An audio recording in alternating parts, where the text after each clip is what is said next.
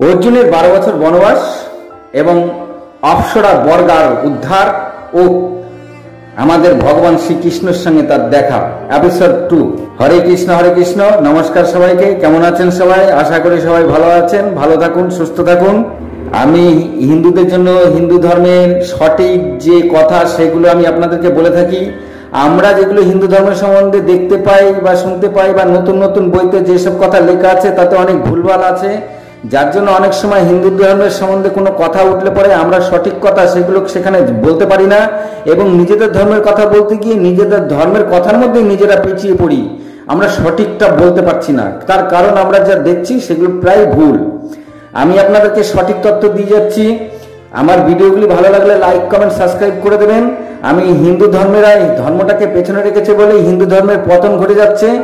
চলুন, আমি আজকে আপনাদেরকে বলবো অর্জুনের 12 বছর বনবাস এবং অপ্সরা বর্গার উদ্ধার ও ভগবান শ্রীকৃষ্ণের সঙ্গে কি করে তার দেখা হলো 12 বছর বনবাসকালে। আসুন শুরু করি। নমস্কার।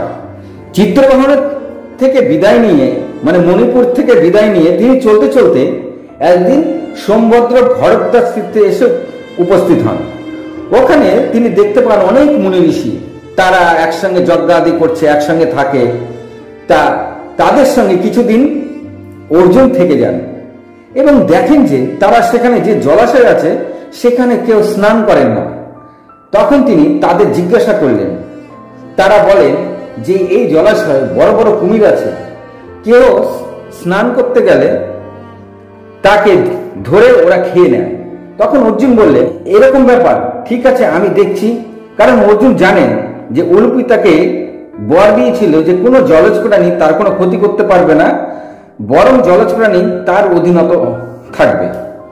তাই অর্জুন বিনা ভয়ে সেই জলাশয়ের মধ্যে স্নান করতে নামলেন।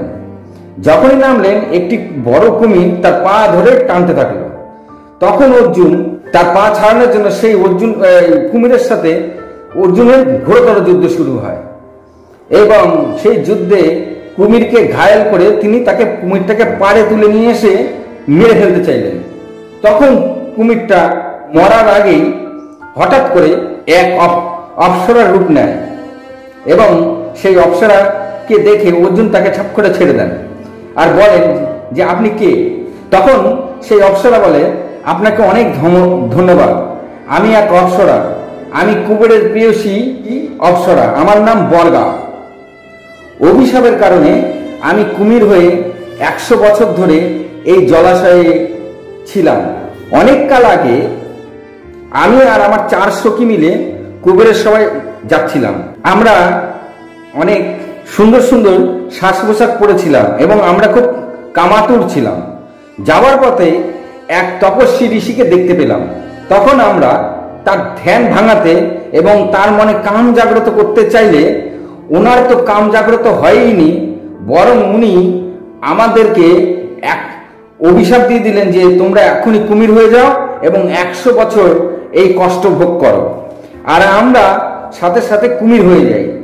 তারপর থেকেই আমরা এই জলাশয়ে বসবাস করতে থাকি আর ভগবানকে ডাকতে থাকি কবে আমাদের উদ্ধার হবে। তখন একদিন নারদ এসে আমাদের বলেন, আর বেশি দিন কষ্ট ভোগ করতে হবে না, খুব শীঘ্রই অর্জুন নামে একজন আমাদের উদ্ধার করবে।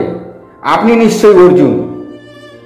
আমার আরো 4 সখী এই জলাশয়ে আছে, আপনি তাদেরকে উদ্ধার করুন। তখন অর্জুন বলে, হ্যাঁ আমি হলাম অর্জুন, আর তোমাদের 4 সখীদেরও আমি উদ্ধার করব। বলে অর্জুন আবার জলে নামে এবং একে একে তিনি সবাইকে উদ্ধার করেন।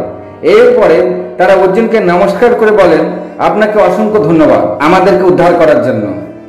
তারপরে তারা পুনরায় সবাই তাদের লোকে কুবেরের লোকে চলে যান এবং তখন সেখানকার মুনি ঋষিরা এগুলো সব দেখছিল, আনন্দে উল্লসিত হয়ে পড়েন এবং সব ঋষিরা অর্জুনকে খুব বাহবা দিতে থাকেন এবং সব ঋষিরা তখন নির্ভয়ে সেই জলাশয়ে নেমে স্নান করা শুরু করেন। ওখান থেকে অর্জুন আবার চলতে চলতে প্রভাস ক্ষেত্র চলে আসেন। ওখানে আসলে প্রভাস ক্ষেত্রে যখনই অর্জুন আসেন চলতে চলতে, তখন শ্রীকৃষ্ণ জানতে পেরে যান যে অর্জুন প্রভাস ক্ষেত্রে এসেছে। তাই তিনি তড়িঘড়ি তার কিছু অনুগতদের নিয়ে অর্জুনের সঙ্গে দেখা করতে এলেন এবং অর্জুনের কাছে তার 12 বছরের বিবরণ জানতে চাইলেন। অর্জুন আর তখন ভগবান শ্রীকৃষ্ণ সেখানে অর্জুন বলতে থাকেন আর ভগবান শ্রীকৃষ্ণ সেই কথা শুনতে থাকেন। এইভাবে বেশ কিছুদিন কৃষ্ণ অর্জুনের সঙ্গে থাকেন। তারপরে তারা সেখান থেকে রৈবত পর্বতে চলে যান। শ্রীকৃষ্ণও ছিলেন অর্জুনের সাথে। রৈবত পর্বত শ্রীকৃষ্ণ আর অর্জুন একসাথে থাকেন। আর তার সাথে শ্রীকৃষ্ণের সাথে যারা ছিল তারা অর্জুন আর শ্রীকৃষ্ণের সেবা শুশ্রূষা করতে থাকেন।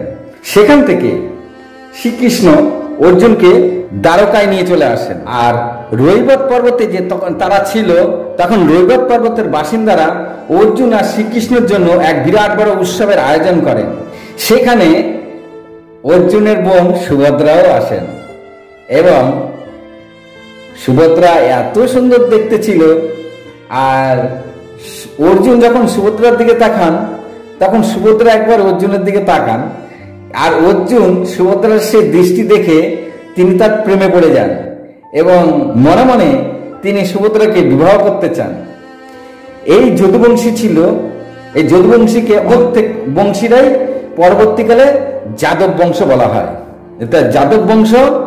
এখানে শ্রীকৃষ্ণের যে যাদব বংশ সেটা হচ্ছে অন্ধক বংশ থেকে এসছে। হরে কৃষ্ণ। এই হলো অর্জুনের 12 বছরের বনবাসের তিনি কি কি করেছেন আপনাদেরকে আমি সঠিক তথ্য দিলাম। আজ এই পর্যন্তই। ভালো থাকুন, সুস্থ থাকুন। ধর্মের কথা উঠলে সঠিক কথাটা বলুন।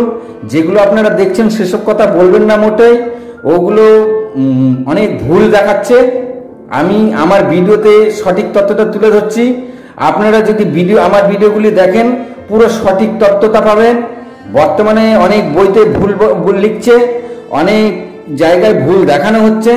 আর হিন্দু ধর্মের এইসব ভুলভালের জন্যই আপনি কখনো হিন্দু ধর্মের সম্বন্ধে কথা বলতে গিয়ে নিজের ধর্মের কথা বলতে নিজেই পেঁচিয়ে পড়ছেন সঠিক তথ্যটা না জানার কারণে। আমি যে ভিডিওগুলি করছি এগুলো সঠিক তথ্য আছে এখানে, আপনারা জেনে নিন। ভালো থাকুন, সুস্থ থাকুন। ভালো লাগলে লাইক সাবস্ক্রাইব করুন। নমস্কার।